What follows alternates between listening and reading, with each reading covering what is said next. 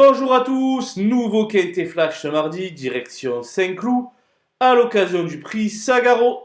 16 galopeurs âgés de 4 ans et plus vont s'affronter sur la longue distance de 3000 mètres, une épreuve assez difficile à décrypter, et pour ma part, j'ai beaucoup misé sur l'expérience pour affiner mes choix.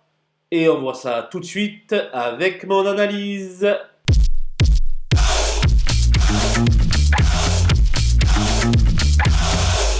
Les bases avec l'As Moonwalk Step, qui sait lire et écrire à ce niveau de la compétition. Il avait glané de succès en fin d'année dernière sur cet anneau avec Dorian Provo en selle. Il devrait donc aller décrocher la lune. Le 9 Turania est devenu un très bon stayer avec l'âge. Maxime Guyon s'en sert à merveille. Et sans incident, il devrait de nouveau obtenir un très bon classement. Le 13, la Templière, revient quasiment à la valeur de son dernier succès. Elle se plaît particulièrement sur la piste de Saint-Cloud et devrait donc sortir le grand jeu. Les opposants avec le 2 Wukan qui vient de s'imposer de haute lutte sur ce parcours. Le handicapeur a sévi et lui octroyé 6 livres de pénalité, mais sur sa lancée, obligé d'y croire. Le 6 Bonaparte Sizing totalise 60% de réussite sur le podium, sur l'anneau Clodo-Aldien. À l'aise sur la distance, c'est un candidat aux belles places. Le 5 Paper Trophy va peut-être manquer de rythme face à quelques rivaux plus affûtés que lui. Pour autant, il a déjà soulevé la coupe au Val d'Or. Il ne faut donc pas faire fi de ses chances.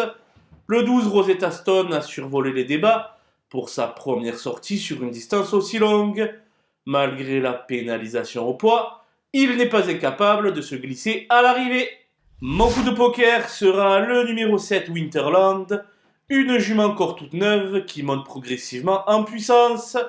Avec 8 livres de plus, suite à son succès azuréen, elle va devoir franchir un nouveau palier.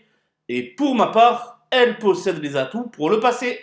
Les outsiders avec le 14 Anagalis, qui reste difficile à situer, car elle n'a que très peu d'expérience. Cela étant, elle reste sur un plaisant succès sur ce parcours. La surprise pourrait donc venir de son côté. Le 8 Concerto réalise un somptueux début d'année, mais n'a encore jamais été vu sur une distance aussi longue. Il a été supplémenté par son entourage, mais il y a du pour et du contre dans sa candidature. Le 11 Flûte en sol vient de se balader dans le lourd Bellifontaine. Mais avec 3 kilos de pénalité, sa tâche se complique. Toutefois, on peut l'inclure dans un champ réduit.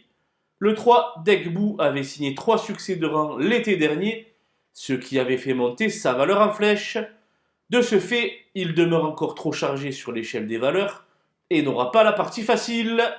Le 4, Bel Aristo ne semble plus au niveau qui était le sien voilà 2 ans.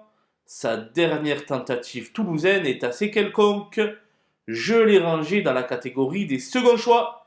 Le 10, Canwan a été arrêté 13 mois en début de carrière. Il est donc encore très vert et va découvrir la longue distance et le gazon. Pas évident avant le coup. Je n'ai pas retenu le 15 Black Hawk et le 16 Shamsabad qui me semble un ton en dessous actuellement. Voilà, nous avons passé en revue les 16 partants de ce prix Sagaro. Je vous laisse avec ma sélection et mes conseils de jeu.